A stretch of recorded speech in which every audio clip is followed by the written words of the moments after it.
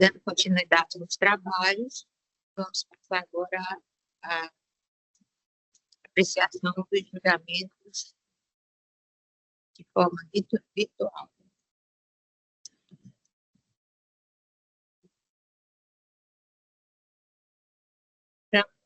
Julgamento, processo número 154, apelação civil número 1000-2003-2005-806-0086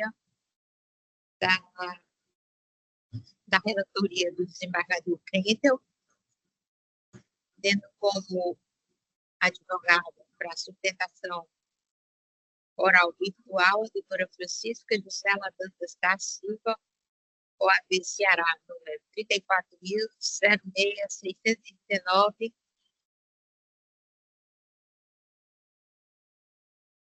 pelo apelado. Presente? Doutora Francisca Gisela. Boa tarde, excelência, sim. É presente. A senhora dispensa a leitura do relatório? Dispenso sim, excelência.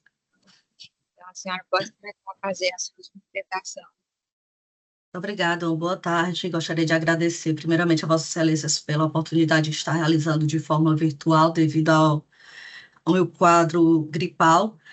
E aí, pedi para estar realizando na presença, de forma virtual, na presença de Vossas Excelências. Agradeço a compreensão. Excelências, aqui no caso em tela, serei bem breve, seria um caso em que o Banco Bradesco ele foi demandado em uma ação declaratória de inexigibilidade de título de crédito. Contudo, a parte autora, ela não buscou o processo, ela deixou o processo transcorrer sem as devidas,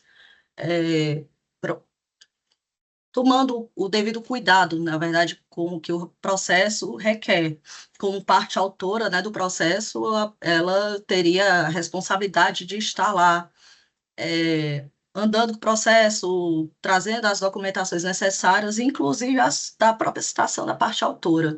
Excelências, o que não ocorreu, e por esse motivo o processo ele foi julgado, e por esse motivo requeremos a manutenção da sentença, uma vez que o banco ele estava no processo, ele prestou as informações necessárias, porém a parte autora não teria feito o mesmo, motivo esse da decisão do juiz Acó. Então, posto isso, excelências, pugnamos pela manutenção da sentença de primeiro grau. Obrigada. O Krentel, o senhor tem a palavra. A parte online.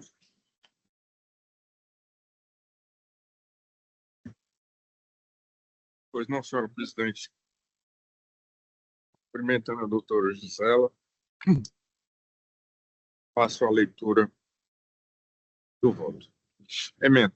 Direito processual civil, apelação civil, extinção do processo por abandono da causa, inobservância ao procedimento de intimação pessoal da parte autora. Erro improcedendo, sentença anulada, recurso provido. Apelação civil interposta por LAN Confecções S.A. contra a sentença do juízo da 2ª Vara da Comarca de Belo Horizonte, que extinguiu o processo sem resolução de mérito, com fundamento no artigo 485.3 do CPC, em razão do suposto abandono da causa. Apelante sustenta a nulidade da decisão por ausência da intimação pessoal, conforme artigo 485, parágrafo 1º do CPC. Há duas questões de discussão. Definir se a extinção do processo por abandono da causa depende do requerimento do réu, estabelecer se é indispensável a intimação pessoal da parte autora, inclusive por edital antes da decretação da extinção.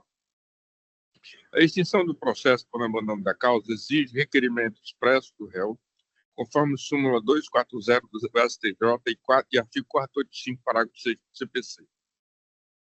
A decretação da extinção pressupõe intimação pessoal da parte autora nos termos do artigo 485, parágrafo 1º do CPC, a ser realizada, inclusive por edital, em caso de insucesso das demais formas de comunicação.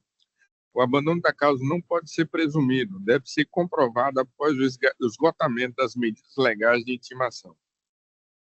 A inobservância dos requisitos legais caracteriza erro procedendo, impondo a anulação da sentença, recurso conhecido e provido, sentença anulada. É como voto, senhora presidente. Obrigada, desembargador Crittel. Eu acompanho o voto de Vossa Excelência, tornando definitivo o voto dado provisoriamente. Como voto, desembargador Giovanni. Acompanho o voto do relator, presidente. Certo. Vamos para o centro. Excelência, muito obrigada. Só tem um outro processo, eu não sei se seria na sequência ou... Espera aí, doutora.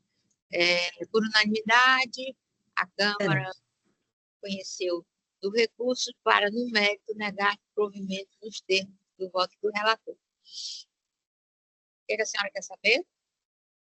O próximo processo que eu vou sustentar, que é de vossa relatoria, se ele será na sequência, eu aguardo o chamamento do Banco Itaú. Guarde o chamamento, porque é por ordem de inscrição. Perfeito, tá. Obrigada. 167, apelação civil número 500 ao contrário, 42.268, 58, 2016, 806, 0112, relatoria do desembargador Crittel. Quem vai fazer a sustentação oral é o doutor Vinícius Souza Naves Barcelo, AB Paraná, número 81.439. Advogado do Banco Bradesco.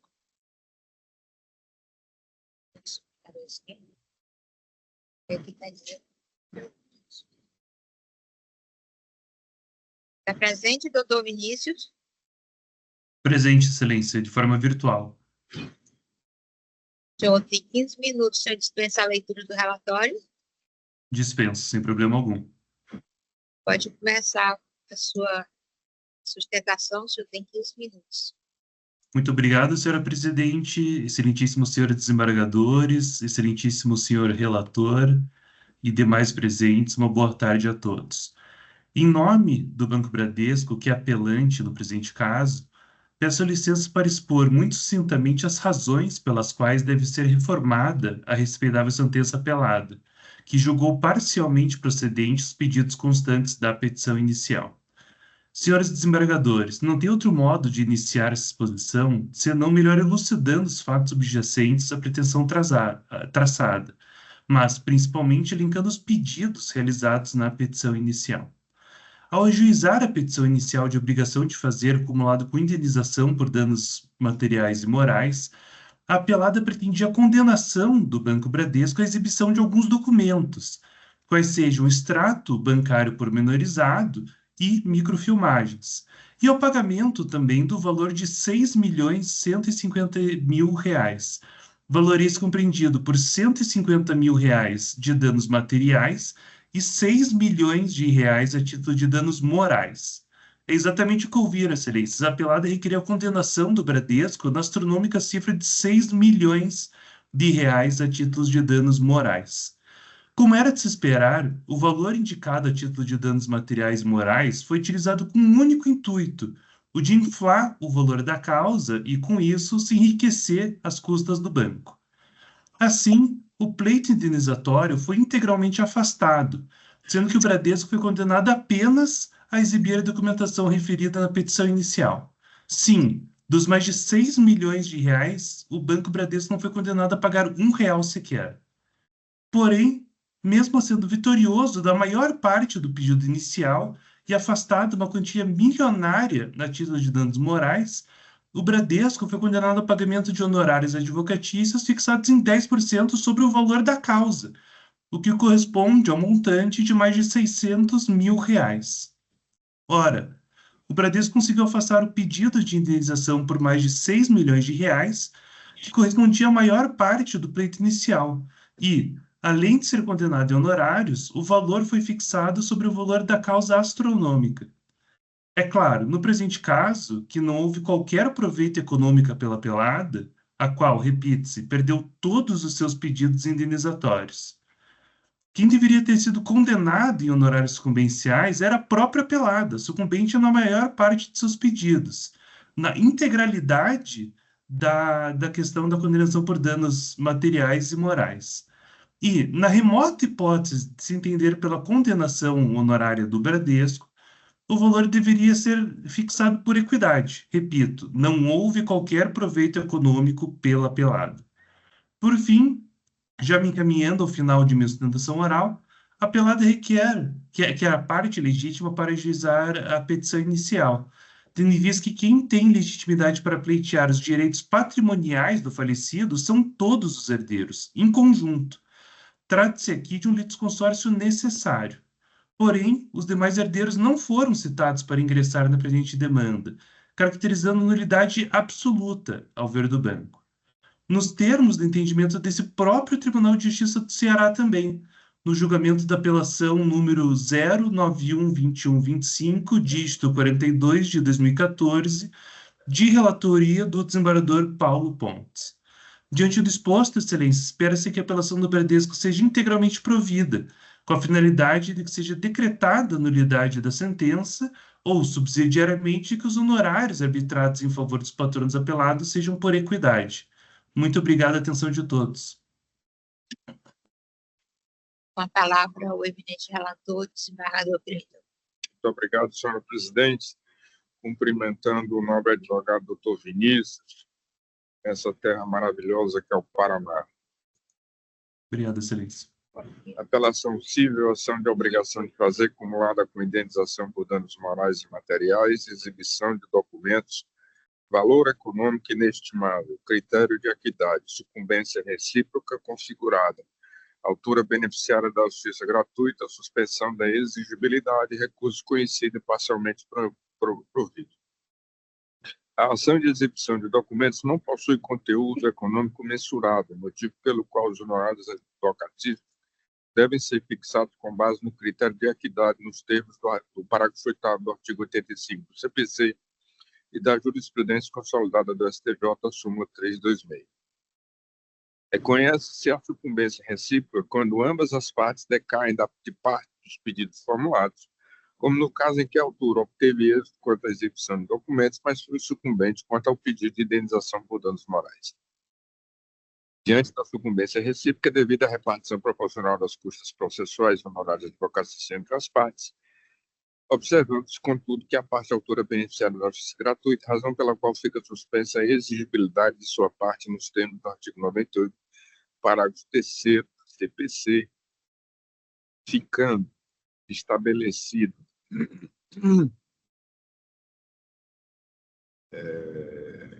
o arbitramento dos honorários advocatícios e comerciais no valor equivalente a um salário mínimo vigente, nos termos do artigo 85, parágrafo 8º do Código de Processo Civil, em razão da ausência de conteúdo econômico mensurável na presente demanda, como eu falei. É como voto, senhora presidente. Eu acompanho provisoriamente o voto de Vossa Excelência, torno definitivo, e indago ao eminente desembargador Mantovani Colares como se manifesta.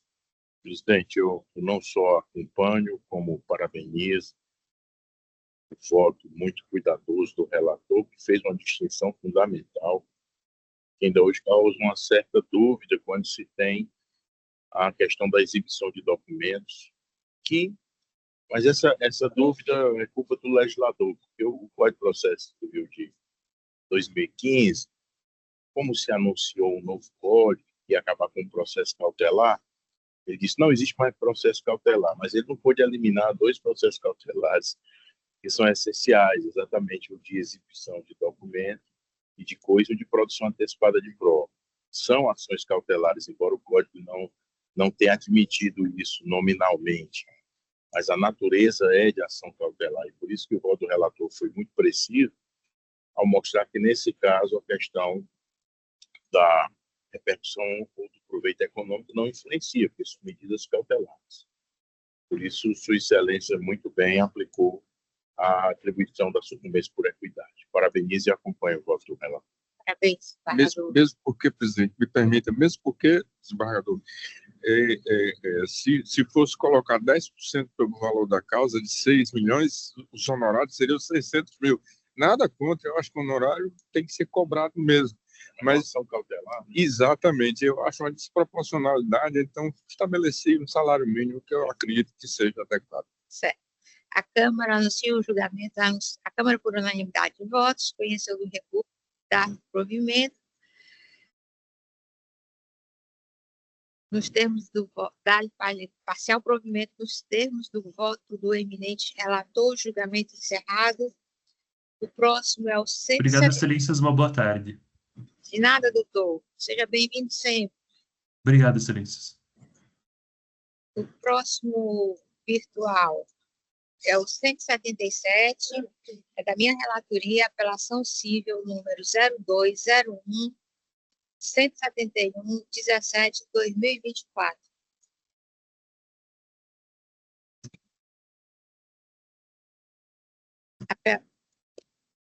Apelante Maria do Carmo dos Santos do Nascimento,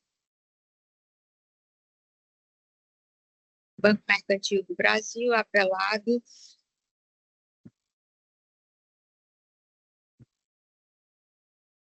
do Banco Mercantil, são dois. Apelado do Banco Mercantil do Brasil S.A. e Maria do Carmo Santos do Nascimento. Aqui vai falar pela os dois. O apelante está aí também, a doutora Tauane Altino Rodrigues, OAB Ceará, está presente?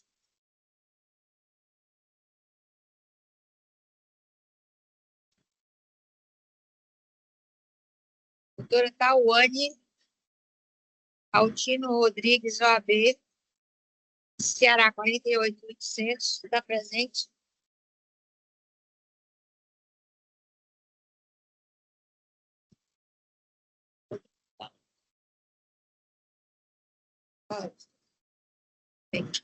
Ausentes na chamada já pela segunda vez, dou por encerrado o julgamento.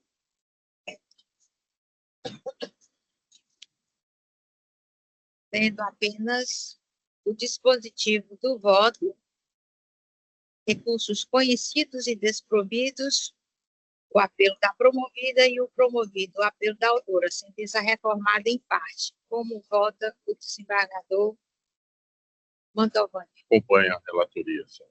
Como vota o desembargador? Acompanhe, senhor presidente.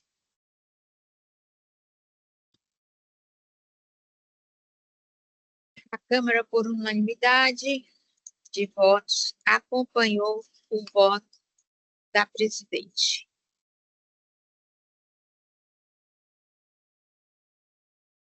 Conhecendo os recursos para negar provimento ao apelo da promovida e dar provimento ao apelo da autora, tudo em conformidade com o voto relatório. Passo a chamar o processo número 169, apelação civil, desembargador Krentel, sustentação oral online, Raíssa Cristina Rosendo da Silva, OAB São Paulo, número 484-401. Está presente? Presente, Excelência. A senhora dispensa a leitura do relatório? Dispensa, sim. A senhora tem 15 minutos para fazer a sua sustentação.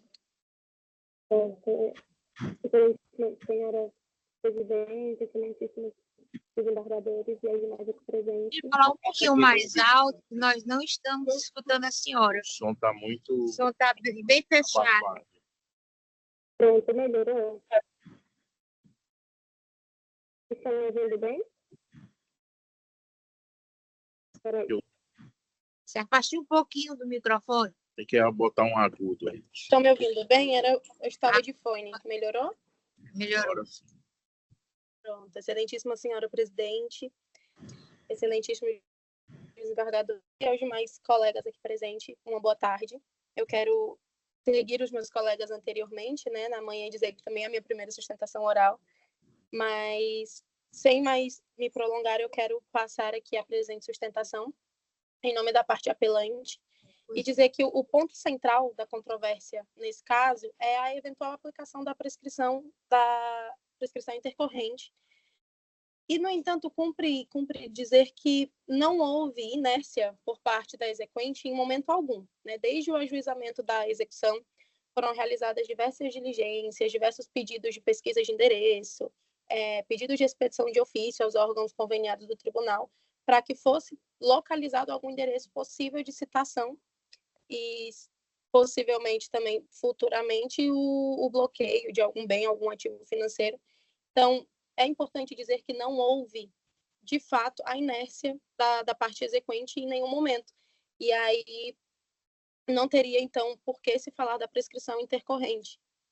Essas medidas, elas não surtiram o efeito esperado, não foi por omissão da exequente, mas por uma tentativa da parte executada de ocultar o seu patrimônio e acabou frustrando, né, a efetividade do processo. E a jurisprudência, ela é pacífica também no sentido de que a prescrição intercorrente, ela exige a inércia prolongada e injustificada da parte credora, né, o que manifestamente não se verificou e não se verifica no presente caso. E finalizando aqui, quero dizer que, portanto, excelências, não se pode punir o credor diligente pela astúcia de um devedor em frustrar a execução, né? A parte exequente, ela sempre se manteve ativa, confiante na atuação do judiciário e buscando satisfazer o seu crédito de forma legítima.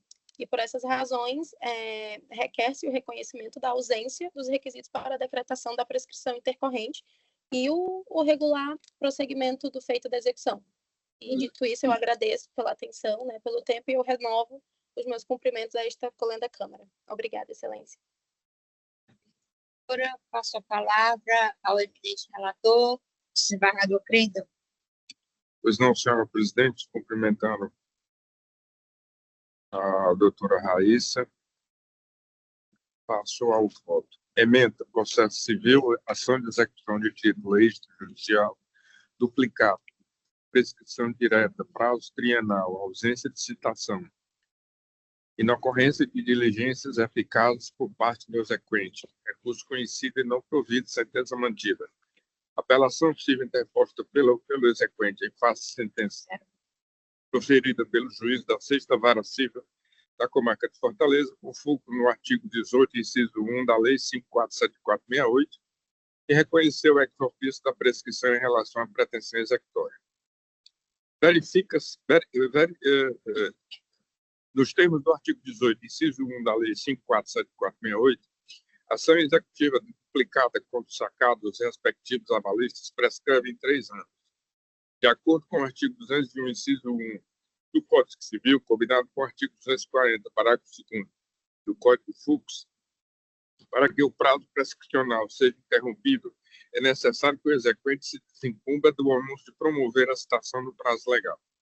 No caso concreto, embora a ação tenha sido ajuizada em 9 de nove de 2015, ou seja, exatamente 10 anos atrás, até por coincidência, antes do prazo prescricional, a ausência de citação válida impediu a interrupção da prescrição, pois o autor não diligenciou suficientemente para a sua efetivação. Nos termos do artigo 240, parágrafo 1º do CPC, foi expedida carta precatória de citação para a Comarca do Rio de Janeiro, RJ, que retornou 2 vezes em razão da ausência ou incompletude do pagamento das despesas judiciais da diligência. Ao final, a diligência restou frustrada, pois o posto de combustível demandado encontrava-se fechado. Durante todo o período de tramitação do feito, o exequente manteve-se inerte, sem promover ou solicitar diligências adequadas para seu impulsionamento, tendo apenas pugnado pela citação em nome de pessoa física, que a contou como sócia da parte requerida sem a apresentação de documento societário. A alegação de ausência de culpa do exequente não prospera, pois o processo permaneceu por quase 9 anos sem citação válida, não sendo possível transferir o ônus processual do exequente para o Poder Judiciário. Recurso conhecido e não provido, sentença mantida como voto, senhor presidente. Acompanho o voto do eminente relator e indago como se manifesta o doutor desembargador Montão. No mesmo sentido, presidente, acompanho o voto do relator. Então, eu anuncio o julgamento do Processo, recurso, conhecido e não provido nos termos do voto do eminente relator. Passo a julgamento o processo número 6 da minha relatoria. Apelação cível número 02, sem ao contrário, 83-37-2023, 806-0034.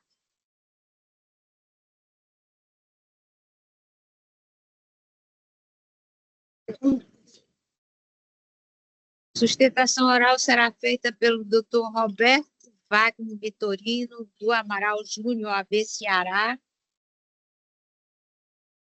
46.998. Pelo apelante Jackson José Nogueira de Brito. O doutor está presente? Doutor Roberto Wagner Vitorino, do Amaral Júnior, está presente na sala virtual?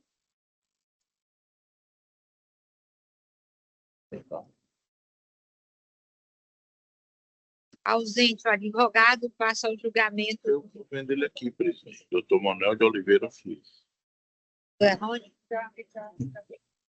Está presente. Estou presente. Não. O senhor dispensa a leitura do relatório? Dispenso, excelente. O senhor tem 15 minutos. O senhor é o doutor? Manuel de Oliveira Filho, da Apelante.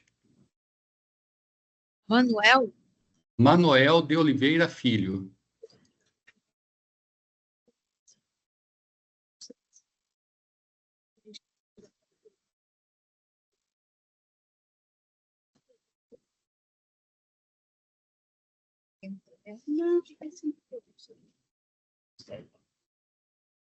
É o da Azul, as linhas aéreas, é? Perfeito. O senhor está pelo? Pelo Apelante. A senhora Glaude Estônia. É, senhora Cláudia Estônia Soares de Barros, né? Perfeito. Bom, eu vou passar a leitura da emenda e do dispositivo da emenda. Fazer a sustentação. O senhor dispensa o relatório? Sim, excelência. 15 minutos. Ok, obrigado.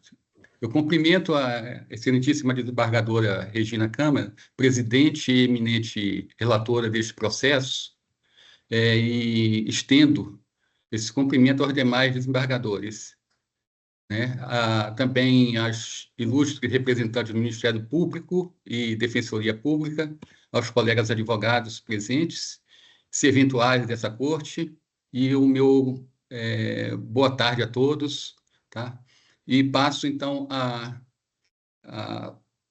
apresentação dessa sustentação, que tem por motivo demonstrar a necessidade da reforma da decisão proferida em primeiro grau, que reconheceu os danos materiais sofridos pela recorrente, ora apelante, né? Mas afastou a condenação dos danos morais patrocinados pela recorrida, né? Reduzindo os fatos a mero aborrecimento, por entender que não havia prova do sofrimento ocorrido pela apelante ou pela recorrente.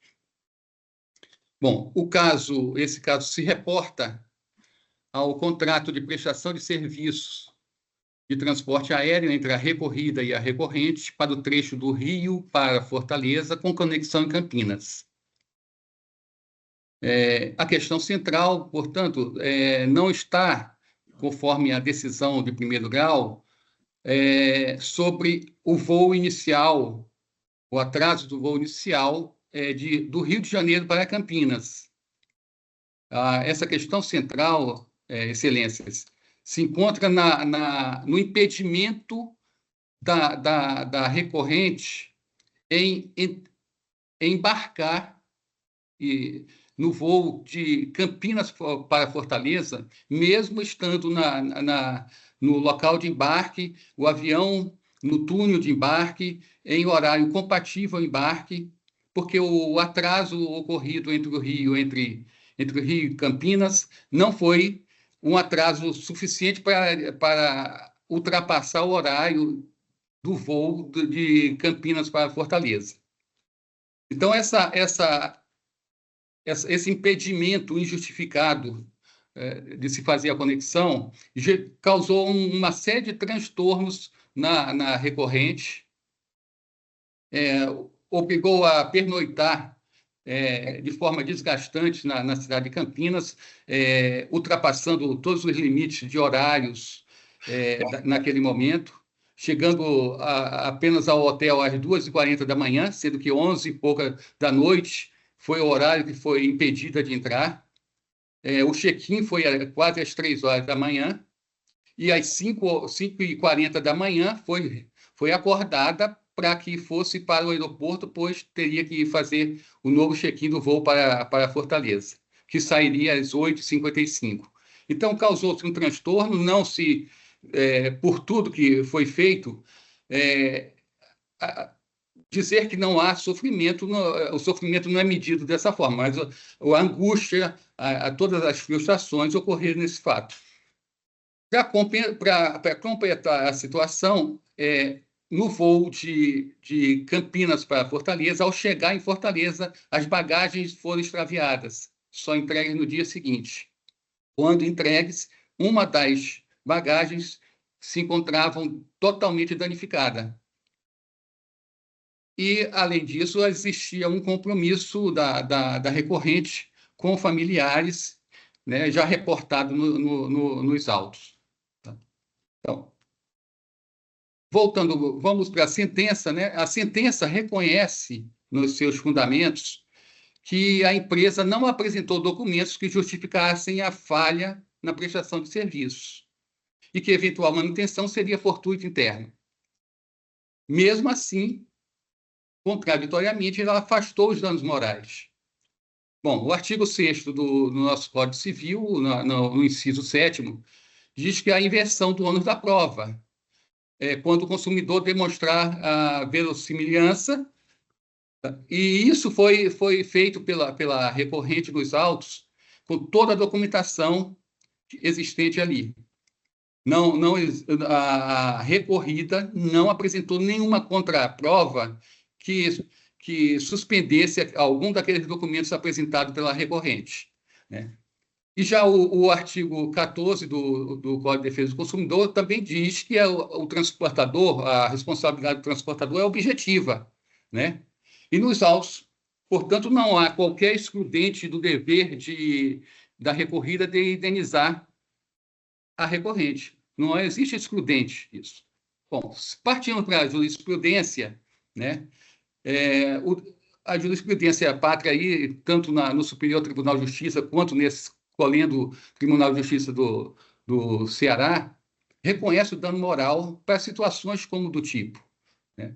Existem diversos julgados. No Superior Tribunal de Justiça, coletamos o assentado no julgado no agravo regimental, no agravo 130.6693 do Rio de Janeiro, e no agravo regimental 1410645 da Bahia, o primeiro do ministro Raul Araújo, o segundo do ministro Paulo de Tarso, em que define claramente que o atraso de voo e a perda de conexão geram um dano moral in rebse, prescindido de prova específica de sofrimento. Só essas decisões mostram que totalmente contrária à decisão do primeiro grau, né, que colocou para a recorrente que ela apresentasse uma prova do sofrimento sofrido ou do desgaste, das frustrações, do cansaço, tudo decorrente daquela situação imposta pela recorrida. Desculpe. No mesmo sentido, aqui o Egrégio Tribunal de Justiça do Ceará reconhece a reparação dos casos em atrasos superiores a 4 horas, pois há presunção de dano moral conforme a apelação civil 027-1314-20, 2021, 806001, do desembargador André Luiz de Souza Costa. E, em caso de extravio de bagagem, igualmente reconhece essa responsabilidade objetiva das companhias aéreas, no sentido de que tal falha seja reparação moral independentemente de prova de sofrimento. Consta da apelação civil 020-6695, 38, 2023, 806001, do desembargador Emanuel Leite Albuquerque. Por esses fatos, excelência, não estamos assim diante de um simples e mero de sabor por parte da recorrente, mas sim de uma falha grave na prestação de serviço da recorrida, que violou a dignidade da recorrente na condição de consumidora, né? Nesse sentido, né, o provimento da apelação, né, requer o provimento da presente apelação para condenar a recorrida ao pagamento de indenização por danos morais em valor compatível com a jurisprudência dessa Corte do STJ, levando-se em consideração tanto os danos morais pela conexão e tanto os danos morais pelos danos, pelo extravio e danos nas bagagens, que foram acatados pelo tribunal já, do Tribunal de Justiça do Ceará, nesse contexto. Eu agradeço a oportunidade, muito obrigado a todos, tá? Uma boa tarde.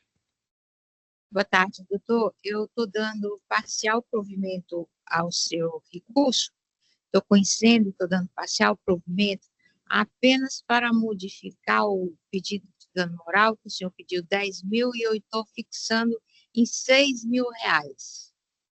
Perfeito. Agradeço, doutora. Excelência. Desembargador Mantovani, como vota? Acompanho o voto da relatora. Desembargador Prento, como vota? Também acompanho o voto, senhora presidente. Então, nós vamos anunciar o julgamento. Recurso conhecido e parcialmente provido por unanimidade dos termos do voto da relatora. Obrigado.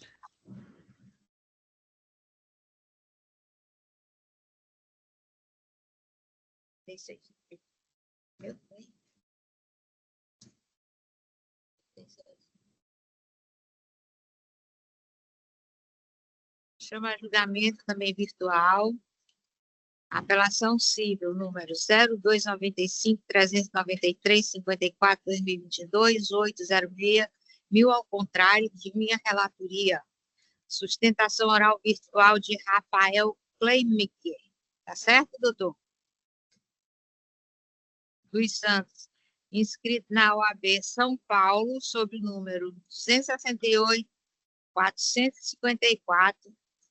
e Márcia Andréia Correia Ebert, inscrita na OAB Santa Catarina, sob o número 45.034. Advogado da apelante, Tóquio Marinho Seguradora. Estão presentes os advogados na sala virtual?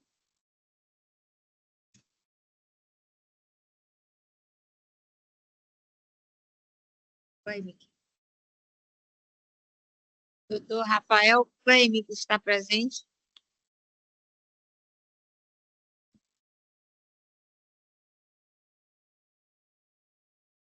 Doutor Rafael Kleimick está presente na sala virtual? Ante a ausência Tem do... outra advogada, né? Eu chamei todos. Márcia Andréia Correia. Márcia Andréia Correia Ebert está presente?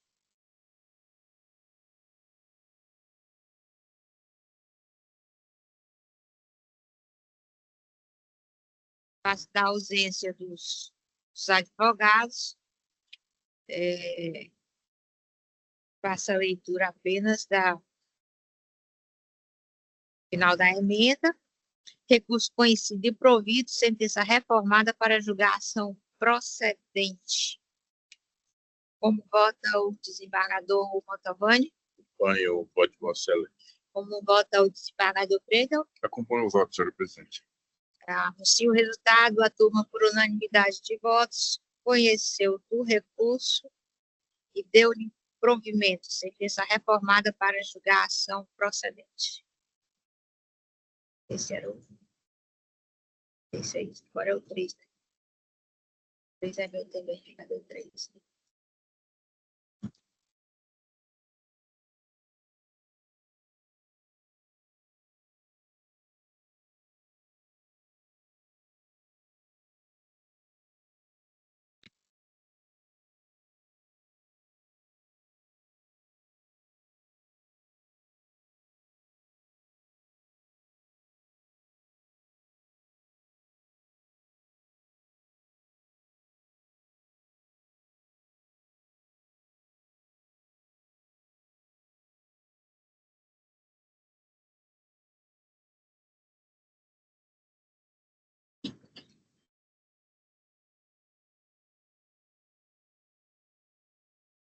Apelação cível número 3.842, 91/2025, 806-0071, sustentação oral presencial.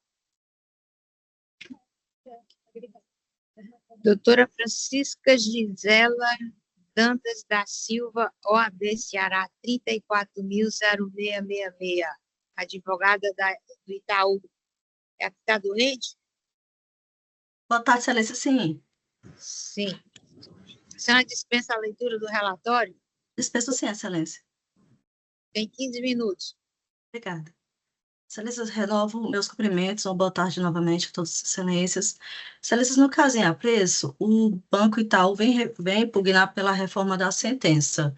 A parte autora alegou não ter contratado o serviço junto ao banco, serviço no caso de seguro de vida. Ocorre, excelências, que esse serviço ele é contratado através de solicitação pessoal, com senha, cartão de crédito, cartão pessoal da parte autora, e foi realizado e comprovado nos autos o pedido realizado pela parte autora, tendo ela ciência da contratação, que foi realizada no valor em 13 de agosto de 2024, no valor de R$ 718,80, excelências.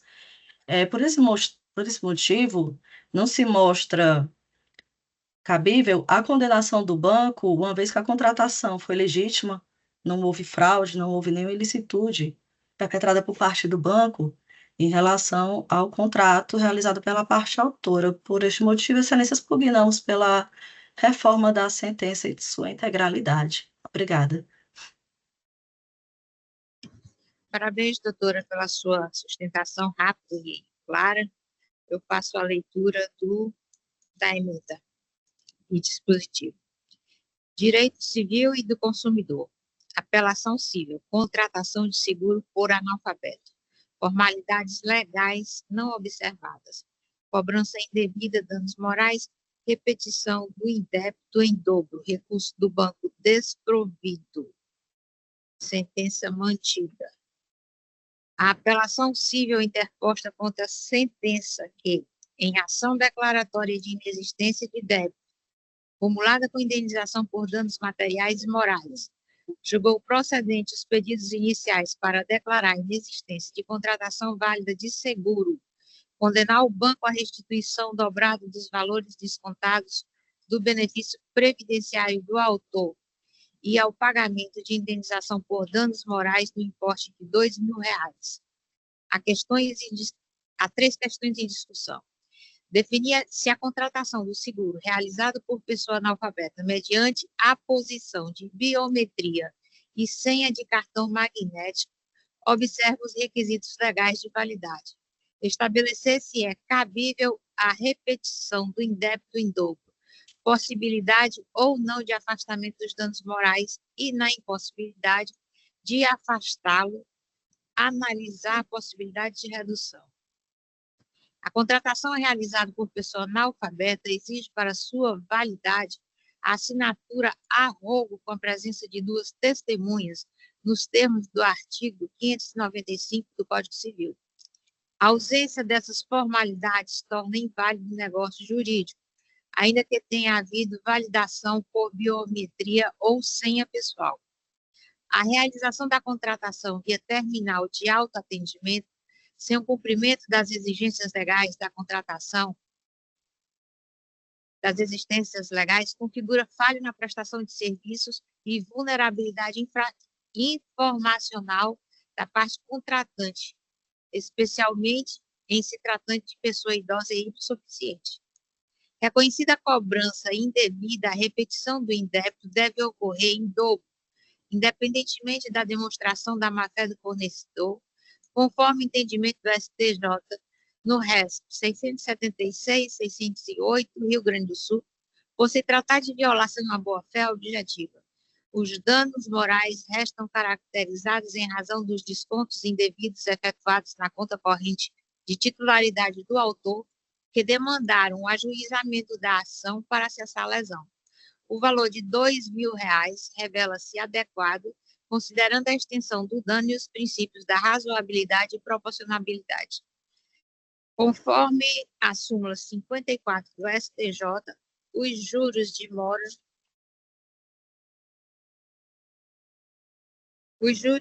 sobre a indenização por danos morais devem incidir a partir do evento danoso, com a data do primeiro desconto indevido. Recurso do banco desprovido, sentença mantida. Como vota o desembargador Mantovani? Confirmo o voto provisório e acompanho o voto. Como vota o desembargador Preto? De acordo, senhora presidente. Anuncio o resultado da votação. Recurso do banco desprovido, sentença mantida por unanimidade, acompanhando o voto da relatora. Muito obrigada, excelências. Boa tarde.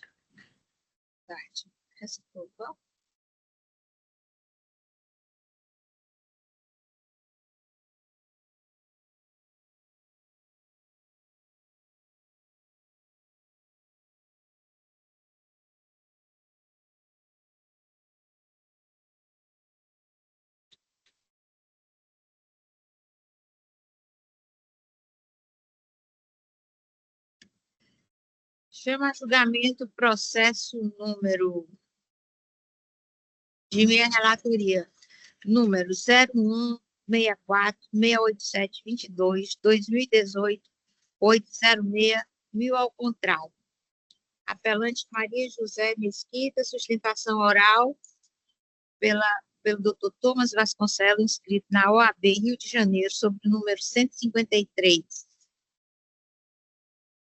Advogado do apelado, Fundação Sistel, está presente. Estou presente, excelência. É a Sistel que está recorrendo, né? Não, a Sistel ela é recorrida. Eu só vou sustentar se houver necessidade. Certo. Doutor Tomás?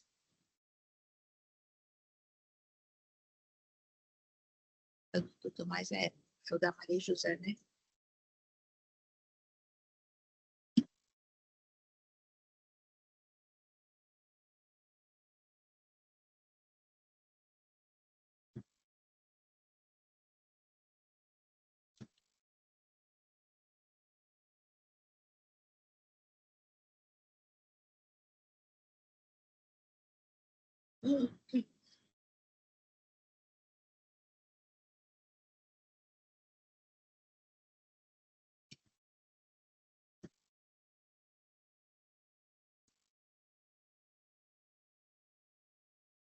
Doutor Thomas, o senhor dispensa a leitura do relatório?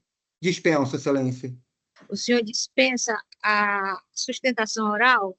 Porque Se for mantida a sentença, eu dispenso para economizar a pauta. O recurso foi conhecido e desprovido. Muito obrigado. Como vota o desembargador Mantovani? Acompanho o voto de Vossa Excelência. Como vota o desembargador Krenkel? Acompanho, senhora presidente. Anuncio o julgamento. Recurso conhecido e desprovido nos votos, conforme o voto da eminente relatora, doutora desembargadora Maria Regina Oliveira Câmara, por unanimidade. Os eminentes Muito obrigado e tenha uma boa tarde. Agora eu chamo a julgamento a apelação de número 122, apelação cível número 02007 7727 2024 806 0071. Sustentação oral pela doutora Andresa Correia Ribeiro, OAB Ceará, 48.367-A. Advogada do apelado, Francisco Fernandes de Oliveira. A senhora pediu para fazer a sustentação de forma virtual? Isso. Boa tarde a todos. Boa tarde. A senhora dispensa a leitura do relatório? Dispenso. A senhora tem 15 minutos. Presidente, doutora Andresa, a senhora é advogada do apelante ou do apelado? Da apelada. Presidente, eu estou conhecendo o recurso, mas desprovendo. A favor dela. Por favor. A senhora dispensa também a sustentação oral? Dispenso. Eu vou ler a emenda, senhora presidente. Leia, por favor. Eu vou ler a emenda, doutora Andressa. A palavra certo. possível, previdência complementar, pensão por morte, previ, preliminares, revelia, inaplicabilidade, contraditório em ampla defesa assegurados, competência da Justiça Estadual, artigo 202, parágrafo 2º da Constituição Federal, regime jurídico próprio da Previdência Complementar, mérito, comprovação da união estável e da dependência econômica, documentos robustos, manutenção da sentença, recurso conhecido e desprovida. Como voto, senhor? Como voto o desembargador Montalvani? Vossa Excelência acompanha? Acompanho. Eu igualmente acompanho. Então, Anuncio o julgamento. A Câmara, por unanimidade, reconheceu do recurso para desprovê-lo nos termos do voto do eminente relator. Muito obrigada. Bom trabalho a todos. Tem algum mais? Alguém quer se manifestar? presidente, eu sei que estamos já bem adiantados na questão. Os votos provisórios que foram julgados por unanimidade, eu os torno definitivos. Eu confirmo todos os votos provisórios. Eu também, Igualmente, senhora também presidente. confirmo todos os votos que eu votei provisoriamente com a palavra de desembargador. Pediria um pouco de paciência a Vossa Excelência, ao desembargador Krentel, a doutora Ivana também, que tanto colaborou conosco no início para definirmos aqui, né, um certo método, né, a doutora Leila aqui da Defesa do República, mas é porque realmente eu não queria, senhora presidente, perder a pauta desse processo. Eu só gostaria que fosse confirmado pela secretaria que o 46 da pauta, ele apareceu, ele entrou no PJE, eu já havia depositado antes, mas só apareceu durante a sessão, e pelo que eu vi aqui, já houve votação de Vossa Excelência acompanhar. Seria unicamente para confirmar isso. O 53 da pauta, o voto também está lançado previamente, provisório, mas por um problema aqui do sistema, a secretária avisou que o voto não está aparecendo para Vossa Excelência.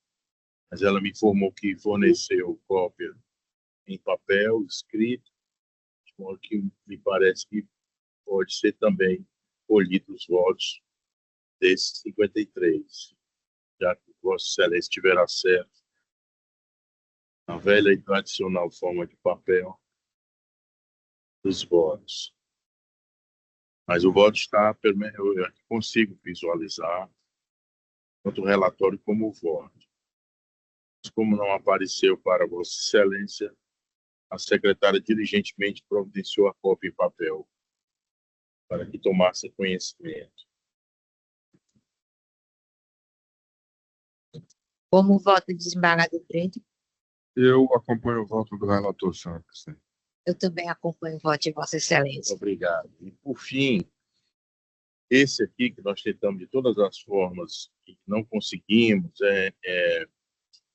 é um voto que foi lançado, mas não está no sistema, não apareceu de forma alguma, nem o relatório, nem o voto.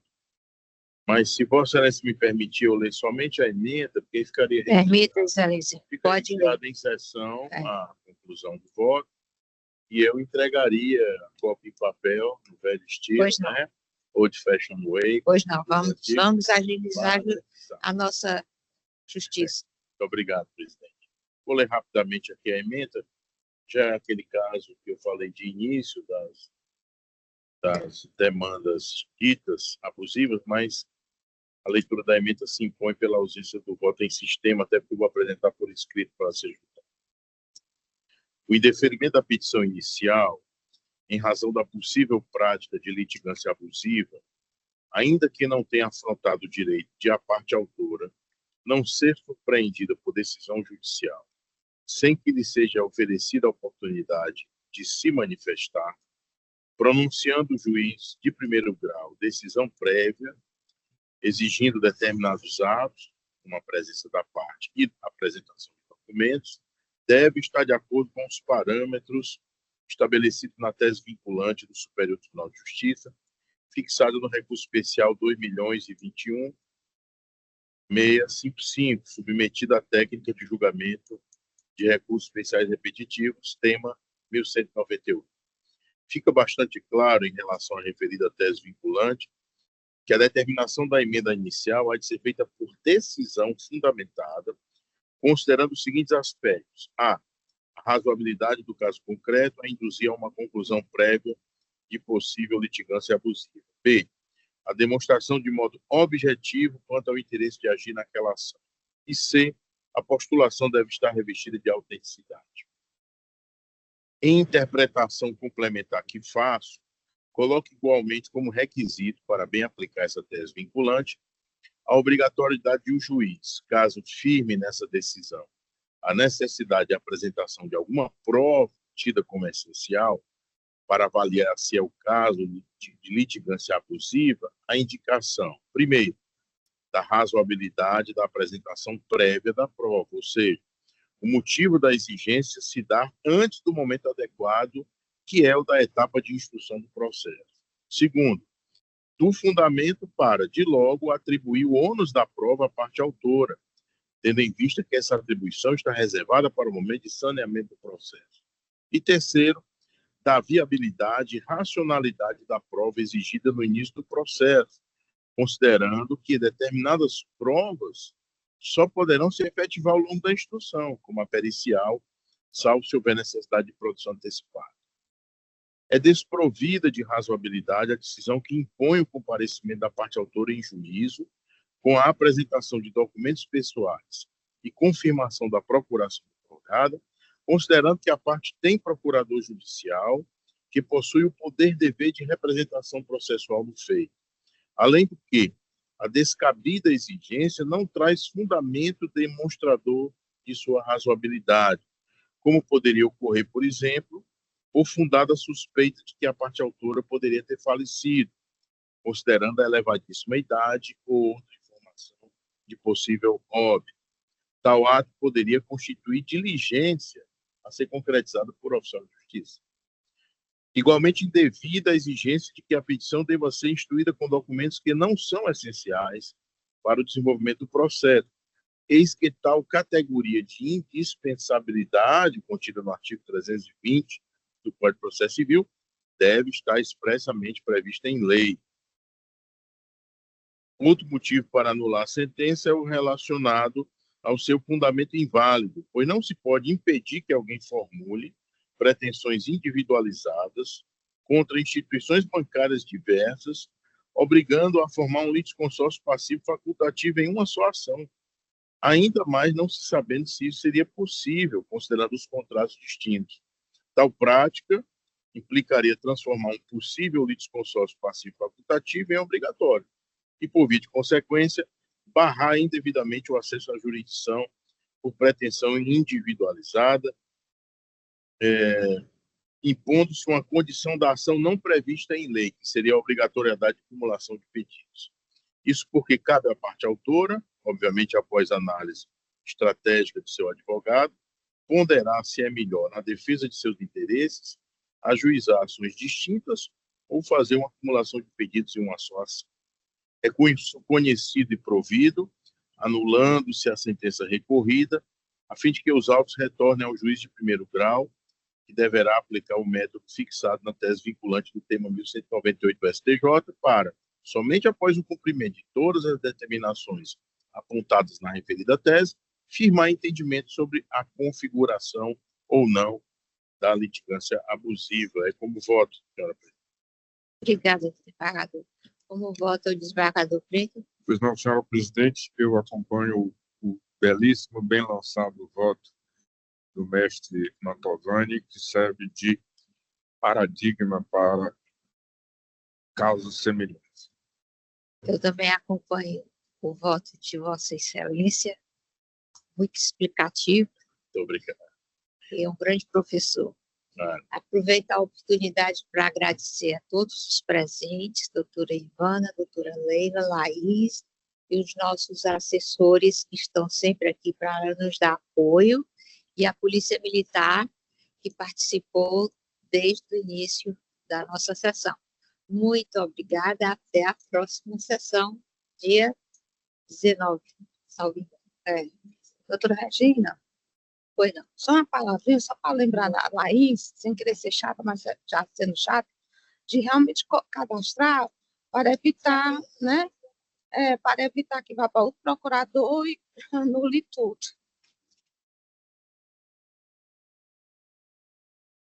É só uma dúvida por último, senhora presidente, para a secretária, aqui, da minha anotação. Foram retiradas de pauta de minha relatoria o 48, que já havia sido adiado na sessão passada, eu depositei o voto não apareceu, então, até o advogado foi informado, né, que não haveria julgamento. Eu poderia até fazer a leitura como fiz desse, mas como o advogado foi informado que não haveria julgamento, e já é o segundo adiamento para não gerar nulidade, infelizmente vou ter que retirar de pauta. 48. O 49, a fim de que seja aberta vista à ilustre procuradora de justiça, e o 182, porque já havia sido adiado. Esse eu pedi mesmo para retirar, porque tinha uns aspectos lá que eu precisei analisar melhor. Só para confirmar se realmente é isso mesmo, para que a gente possa se organizar. E aqui eu vou passar ao secretário o voto escrito. Obrigado. Até a próxima semana e que a gente continue assim, terminando às 13 horas.